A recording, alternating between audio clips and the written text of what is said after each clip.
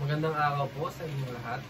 Ang ating pag-uusapan ngayon ay ang kalagayan ng sistema ng hustisya sa Pilipinas.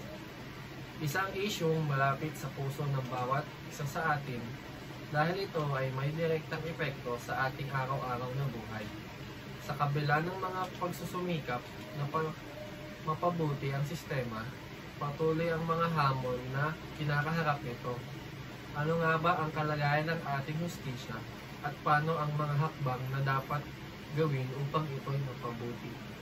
Sa kalukuyan, ang sistema ng hustisya sa Pilipinas ay nahaharap sa iba't ibang suliranin. Isa na rito ang mabagal na proseso ng paglilitis. Ang mga kaso ay maaaring magtagal ng maraming taon bago magkaroon ng hatol, at ito ay nagdudulot ng matinding pasakit sa mga biktima at mga akusado. Ayon sa mga eksperto, ang kakulangan sa mga hukom, kawani ng korte at ang overloaded na mga kaso ng ilan sa mga dahilan ng pagkakaantala sa paglilitis.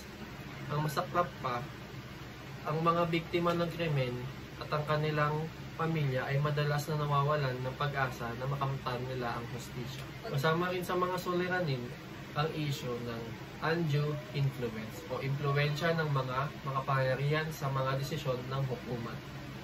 May mga ulat ng ilang mga kaso kung saan ang mayayaman at makapangyarihang tao ay nakakawala sa parusa dahil sa kanilang koneksyon sa mga nasa posisyon.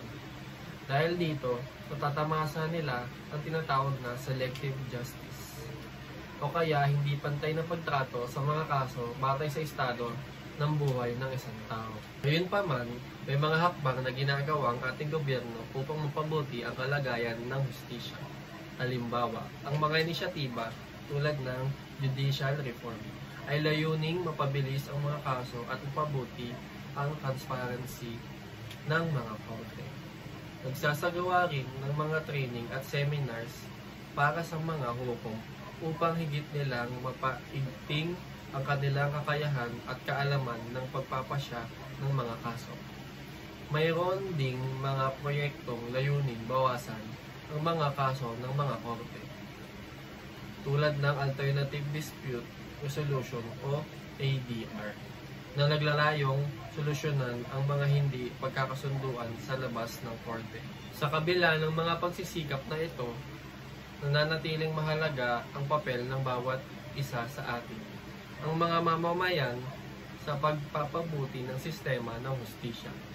Dapat tayo ay magpatuloy sa paghingi ng accountability mula sa mga namumuno at magsulong ng mga reforma upang ang hustisya ay hindi lamang maging isang pangarap, kundi isang realidad para sa lahat. Ang hustisya ay hindi para sa mga may kaya lamang.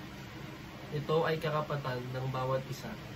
Anuman ang estado sa buhay, kung magtutulungan tayo, malaki ang pag-asa na masusugpo natin ang mga hamon at mapapabuti ang ating sistema ng hustisya. Maraming salamat po at magandang araw.